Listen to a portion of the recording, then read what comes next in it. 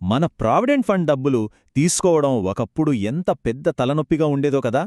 కానీ ఇప్పుడొక good news. Employees provident fund organisation అంటే ఈపీఎఫ్ఓ ఈ మొత్తం ప్రాసెస్ని చాలా సింపుల్ చేసేసింది. కొన్ని కొత్త రూల్స్ తెచ్చింది. మరి ఆ మార్పులేంటో మనకు ఎలా ఉపయోగపడతాయో ఈరోజు వివరంగా చూసేద్దాం.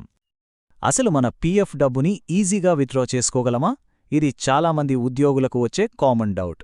ఎందుకంటే ఇంతకుముందు ఈ డబ్బులు తీసుకోవాలంటే బోలెడన్ని రూల్స్, కన్ఫ్యూజన్ ఉండేది. కాని ఇప్పుడు ఆ సీన్ మొత్తం మారిపోయింది. అవును, ఆ పాత రూల్స్ అన్నిటినీ ఇప్పుడు చాలా సింపుల్ చేసేశారు. అసలు శుభవార్త ఇదే. ఈపీఎఫ్ఓ ఈ విత్డ్రా నిబంధనలను ఎంతగా సరళీకరించిందంటే ఇకపై మనకు అవసరమైనప్పుడు మన డబ్బును పెద్దగా ఇబ్బందులు పడకుండానే తీసుకోవచ్చన్నమాట. అయితే ఈ మార్పులు ఎంత పెద్దవో తెలుసా?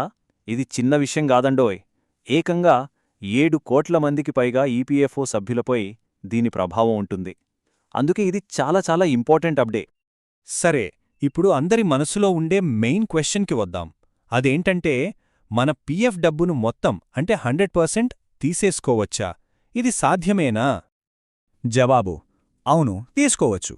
కాని ఒక్క నిమిషమాగండి. దీనికి ఒక ముఖ్యమైన కండిషన్ ఉంది. మరి అదేంటో ఇప్పుడు చూసేద్దాం.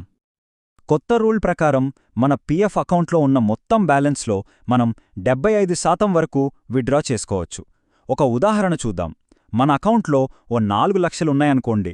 అప్పుడు మనం 3 లక్షల వరకు తీసుకోవచ్చు. మిగిలిన ఆ ₹1,00,000 అంటే 25% బ్యాలెన్స్ అకౌంట్లోనే ఉండిపోతుంది. అయితే ఆ 25% డబ్బులు ఎందుకు వదిలేయాలి అని డౌట్ రావచ్చు కదా. దానికి కూడా కారణముంది. ఎందుకంటే ఆ మిగిలిన అమౌంట్ మీద మనకు వడ్డీ వస్తూనే ఉంటుంది. ఇది మన లాంగ్ టర్మ్ సేవింగ్స్ను కాపాడడానికి, అంటే రిటైర్మెంట్ తర్వాత ఉపయోగపడాలనే మంచి ఉద్దేశంతో పెట్టిన రూల్ అన్నమాట. ఇక నెక్స్ట్ ఇంపార్టెంట్ చేంజ్ ఏంటంటే ఈపీఎఫ్ఓ విత్డ్రా చేసుకోవడానికున్న కారణాలను కూడా చాలా సింపుల్ చేసేసింది. ఇంతకుముందు అక్షరాలా 13 రకాల కన్ఫ్యూజింగ్ రూల్స్ ఉండేవండి. వాటన్నింటినీ ఇప్పుడు కేవలం 3 సింపుల్ కేటగిరీలుగా మార్చేశారు. మరి ఆ 3 కేటగిరీలేంటో చూద్దామా? మొదటిది హెల్త్, ఎడ్యుకేషన్ లేదా పెళ్ళిళ్ళు లాంటి ముఖ్యమైన అవసరాలు. ఇక రెండోది ఇల్లు కట్టుకోవడానికి లేదా కొనడానికి సంబంధించిన అవసరాలు. మూడోది కొన్ని స్పెషల్ సర్కమ్స్టాన్సెస్ అంటే ప్రత్యేక పరిస్థితులన్నమాట. చూసారా ఎంత సింపుల్గా మార్చేశారో? దీనివల్ల అప్లికేషన్ ప్రాసెస్ చాలా ఈజీ అవుతుంది. ఈ కొత్త రూల్స్లో మరో సూపర్ బెనిఫిట్ కూడా ఉంది. ఎడ్యుకేషన్, మ్యారేజ్ లాంటి పెద్ద ఖర్చుల కోసం మనం ఎన్నిసార్లు పీఎఫ్ విత్డ్రా చేసుకోవచ్చనే లిమిట్ను బాగా పెంచేశారు.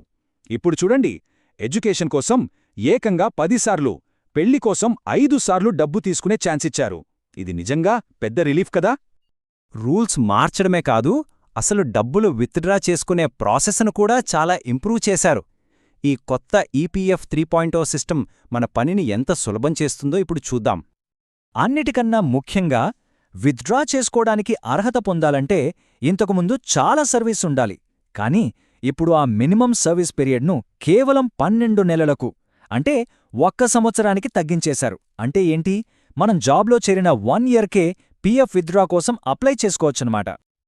ఇంకో వండర్ఫుల్ చేంజ్ ఏంటంటే, మొత్తం విత్డ్రా ప్రాసెస్ ఇప్పుడు కంప్లీట్గా ఆన్లైన్ అయిపోయింది. భలే ఉంది కదా. ఇకపై మనం ఆఫీసుల చుట్టూ తిరగాల్సిన పనే లేదు. ఇంట్లో కూర్చునే పని పూర్తి చేసుకోవచ్చు.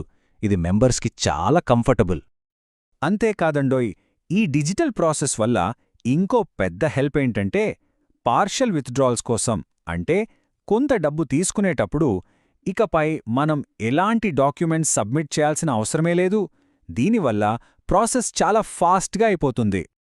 ఈ డిజిటల్ ప్రాసెస్ వల్ల మనకు కలిగే అతిపెద్ద ప్రయోజనం ఇదేనండి. పాత పద్ధతిలో ఎలా ఉండేదంటే చిన్న చిన్న తప్పులకు కూడా మన క్లెయిమ్స్ రిజెక్ట్ అయిపోయేవి. కానీ ఈ కొత్త సిస్టంతో క్లెయిమ్ రిజెక్షన్స్ చాలా వరకు తగ్గిపోతాయి. ఇది చాలా మందికి నిజంగా పెద్ద రిలీఫ్. రైట్, ఇప్పటిదాకా మనం చాలా మార్పులు చూశాం కదా. మరి వీటన్నిటినీ కలిపి చూస్తే అసలు విషయమేంటి? మన సేవింగ్స్పై దీని ఎఫెక్ట్ ఎలా ఉండబోతుందో ఒకసారి క్విక్గా చూసేద్దాం. ఓవరాల్గా చూస్తే ఈ మార్పుల వల్ల మనకు కొన్ని కీ బెనిఫిట్స్ ఉన్నాయి. ఒకటి, లైఫ్లో వచ్చే పెద్ద పెద్ద అవసరాలకు ఇప్పుడు ఎక్కువ ఫ్లెక్సిబిలిటీ దొరుకుతుంది. 2, మన డబ్బు మనకు చాలా ఈజీగా, ఫాస్ట్గా చేతికొస్తుంది. 3, పేపర్ వర్క్ తగ్గిపోయి రిజెక్షన్ల టెన్షన్ కూడా ఉండదు. కానీ ఇన్ని మంచి విషయాలు ఉన్నా మనం ఒక ముఖ్యమైన పాయింట్ గుర్తుపెట్టుకోవాలి.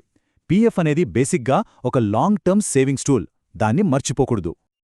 చివరగా ఒక్క ప్రశ్నతో ముగిద్దాం.